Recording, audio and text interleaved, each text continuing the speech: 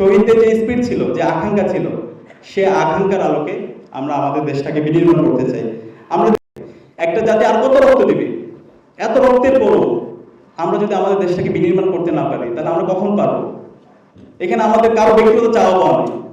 আমরা আমাদের দেশটাকে ভালোভাবে তৈরি করতে চাই, আমাদের দেশটাকে নতুনভাবে বিনির্মাণ করতে চাই। শহীদদের যে স্পিরিট ছিল, যে আকাঙ্ক্ষা ছিল, সে আকাঙ্ক্ষার আলোকে আমরা আমাদের দেশটাকে বিনির্মাণ করতে চাই।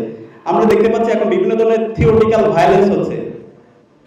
আমরা দেখতে পাচ্ছি এখনো পর্যন্ত আদারিং হচ্ছে, আদারিংয়ের রাজনীতি, যেটি 24-এর ছাত্র জনতার অভ্যুত্থানের যে স্পিরিট ছিল, সেই স্পিরিটের সম্পূর্ণ বিরোধী।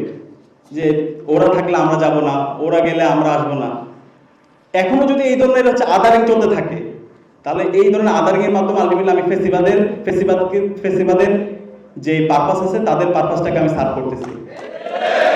আমরা যেন এই ধরনের আদারিং করতে না করি, আমরা যেন সবাই ঐক্যবদ্ধভাবে ফেসিবাদের বিরুদ্ধে যারা দীর্ঘদিন ধরে সংগ্রাম করেছে, যারা লড়াই করেছে, আমরা সবাই যেন ঐক্যবদ্ধভাবে আমরা আমাদের কাজগুলো করি। আমরা যেন কনফ্লিক্ট অফ ইগনোরেন্স না করি।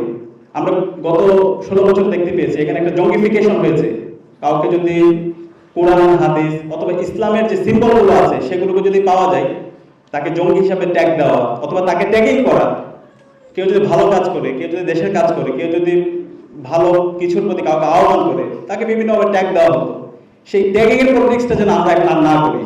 এই ট্যাগিং এর পলিটিক্সের মাধ্যমে অথবা এই আদারিং এর মাধ্যমে আলটিমেটলি আমাদের এই সংহতিটা বিনষ্ট হয়। তো আমাদের সংহতির জন্য আমাদের সবচেয়ে গুরুত্বপূর্ণ হচ্ছে সবসময় ঐক্যবদ্ধ থাকা এবং 24-এর স্পিরিটটাকে লালন করা। আরেকটি গুরুত্বপূর্ণ, আমরা যদি এই 24-এর ছাত্র জনতার অভ্যুত্থানটাকে যদি আমরা অ্যানালাইসিস করি, এখানে অসংখ্য মানুষ এসেছে। তারা কেউ শিবির করে না, কেউ ছাত্রদল করে না, অথবা বিএনপি, জামাত, অন্য কোনো ছাত্র সংগঠন অথবা জাতীয় রাজনীতি করে না, কিন্তু তারা রাজনৈতিক সচেতন। এই মানুষগুলোকে যেন আমরা মূল্যায়িত করি। তাদের যে আকাঙ্ক্ষা ছিল, তাদের যে স্বপ্ন ছিল, তারা যেই উদ্দেশ্যে রাজপথে নেমেছিল, সেটাকে যেন আমরা শ্রদ্ধা জানাই। সিদ্ধান্ত যে আমরা গ্রহণ করি, সিদ্ধান্ত গ্রহণ প্রক্রিয়ায় তাদেরকে যেন আমরা অংশগ্রহণ করাই, তাদেরকে যেন আমরা মূল্যায়িত করি। এর পাশাপাশি আমরা যদি এই আন্দোলনে দেখি, আমরা অতিমাত্রায় ছাত্রদেরকে অনেক বেশি ক্রেডিট দিই, ছাত্রদেরকে নিয়ে আলাপ করি, ছাত্রদেরকে গ্লোরিফাই করা হয়।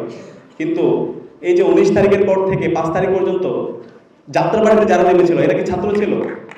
যারা মিরপুরে ছিল, যারা সাভারে ছিল, এই মানুষগুলোকে, এখানে কৃষক, শ্রমিক থেকে শুরু করে দেশের আপামর জনতা, আম জনতা, এদেরকে যেন আমরা তাদের যে আকাঙ্ক্ষা ছিল, সেই আকাঙ্ক্ষার দিকে আমরা সবসময় মাথায় রাখি।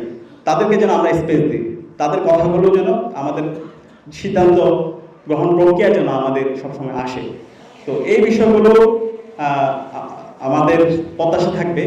আমরা চাই 24-এ আমরা যে আজাদি পেয়েছি, সেই আজাদি মাধ্যমে আমরা একটি বৈষম্যহীন বাংলাদেশ বিনির্মাণ করতে, যেখানে কোনো ধরনের শোষণ থাকবে না, যেখানে কোনো ধরনের নিপীড়ন থাকবে না, যেখানে কোনো ধরনের গোলামি থাকবে না, যেখানে কোনো ধরনের আধিপত্যবাদ থাকবে না, যেখানে সকল মানুষ তার অধিকার ফিরে পাবে, প্রত্যেকে তার মত প্রকাশের স্বাধীনতা পাবে, প্রত্যেকে স্বাধীনভাবে সে বেঁচে থাকতে পারবে, তার যে সাস্টেনেবল কমিউনিটি ডেভেলপমেন্ট সেটা এনশিওর হবে। তো আমরা এমন একটি বাংলাদেশ বিনির্মাণের স্বপ্ন দেখি, এবং যেখানে শহীদদেরকে সম্মানিত করা হবে, তাদেরকে জাতির শ্রেষ্ঠ সন্তান হিসেবে তাদেরকে স্বীকৃত দেওয়া হবে। তাদের যে রেখে যে অসমাপ্ত কাজ, সে অসমাপ্ত কাজ আঞ্জাম দেওয়ার জন্য সবাই প্রস্তুত থাকবে।